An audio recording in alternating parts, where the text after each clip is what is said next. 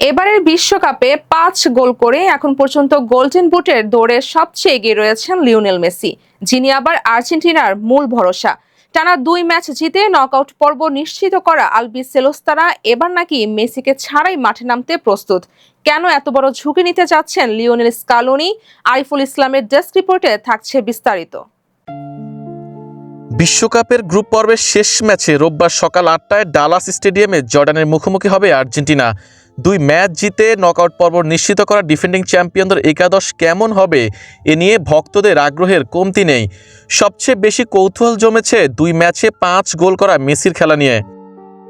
ম্যাচের আগের সংবাদ সম্মেলনে আর্জেন্টিনা কোচ স্ক্যালোনি শুরুর একাদশ নিয়ে কোনো ইঙ্গিত দেননি। তবে লিওনেল মেসিকে নিয়ে তিনি বলেন, মেসি শুরু থেকে খেলবেন না, বদলি হিসেবে মাঠে নামবেন। চূড়ান্ত একাদশ ম্যাচের দিনই ঘোষণা করা হবে। প্রথম 2 ম্যাচে টানা 2 জয়ে ইতোমধ্যেই গ্রুপ চ্যাম্পিয়ন হয়ে শেষ 32 নিশ্চিত করেছে আর্জেন্টিনা। অন্যদিকে নিশ্চিত হয়ে গেছে প্রতিপক্ষ জর্ডানের বিদায়ও। এদিকে নকআউট পর্বে আর্জেন্টিনার প্রতিপক্ষ হিসেবে পাচ্ছে কেপ ভার্দেকে। স্ক্যালোনির ভাষায় কোনো প্রতিপক্ষকে বেছে নেওয়ার কথা বলাটা অসম্মানজনক, বরং প্রতিটি ম্যাচ জিতে এগিয়ে যাওয়াই আর্জেন্টিনার একমাত্র লক্ষ্য। এখন দেখার বিষয়, জর্ডানের বিপক্ষে মেসি ঠিক কতক্ষণ মাঠে থাকেন, আর শেষ 16-র আগে আর্জেন্টিনা তাদের জয়যাত্রা ধরে রাখতে পারে কিনা। আরিফুল ইসলাম, ইয়ান স্পোর্টস।